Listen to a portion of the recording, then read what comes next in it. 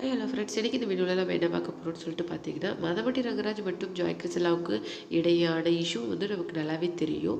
இப்போ இதில் புதுசாக வந்துட்டு இருக்கிற ட்விஸ்ட்டை பற்றி தான் இந்த வீடியோவில் நம்ம டீட்டெயிலாக பார்க்க போகிறோம். வீடியோக்குள்ளே போகிறதுக்கு முன்னாடி நீங்கள் நம்ம சேனலுக்கு பற்றி ஒரு இருந்தால் மறக்காமல் சிபி ட்ரெண்டிங்கை சப்ஸ்கிரைப் பண்ணி ஃபாலோ பண்ணிக்காங்க. வாடகை வீடியோக்குள்ளே போகலாம்.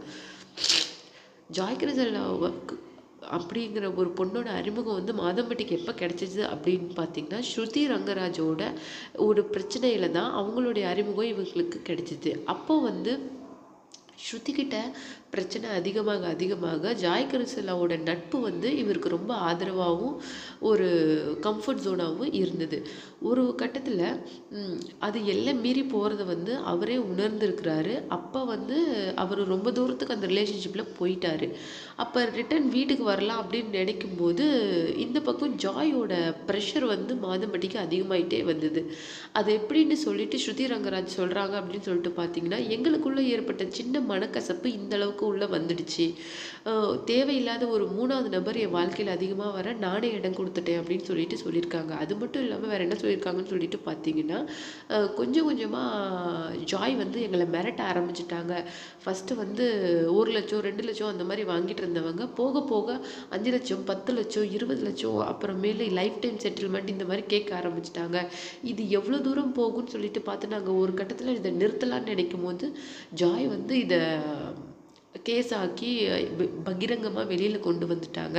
அவங்க அவங்க வந்து போடுற எல்லா வீடியோஸ் அண்ட் ஃபோட்டோஸ் வந்து உண்மையாக இருந்தாலும் அவங்க வந்து வேணும்னே மாதம்பட்டி கூட நல்ல ஒரு வேணும்னே ரிலேஷன்ஷிப்பில் இருந்து இது அவங்க முழுக்க வந்து ஒரு ஃப்ரேம் பண்ணி ஒரு நாடகத்தனமாக பண்ணி அவங்களுடைய நோக்கம் மோட்டிவ் என்னன்னு சொல்லிட்டு பார்த்திங்கன்னா பணம் மட்டும்தான்.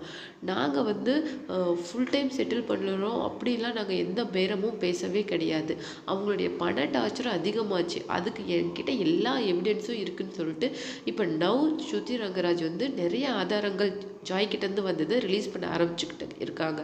அவங்க வந்து ஜாய் கிருஷ்ணா வந்து மாதம்பட்டிக்கு எழுதின லெட்டரில் வந்து நீங்கள் என்னை டேட் பண்ணணும், நீங்கள் தான் என்னை எல்லாருக்கிட்டையும் என்னுடைய ஒய்ஃப் வந்து இவங்க தான் அப்படின்னு சொல்லிட்டு இன்ட்ரடியூஸ் பண்ணணும், என்னுடைய குழந்தைக்கு எல்லா விதத்துலேயும் நீங்கள் சப்போர்ட்டிவாக இருக்கணும், எனக்கு வீடு வேணும் கார் வேணும் அப்படின்னு சொல்லிட்டு ஏகப்பட்டது மாதம்பட்டிக்கிட்ட அவங்க டிமாண்ட் பண்ணியிருக்காங்க.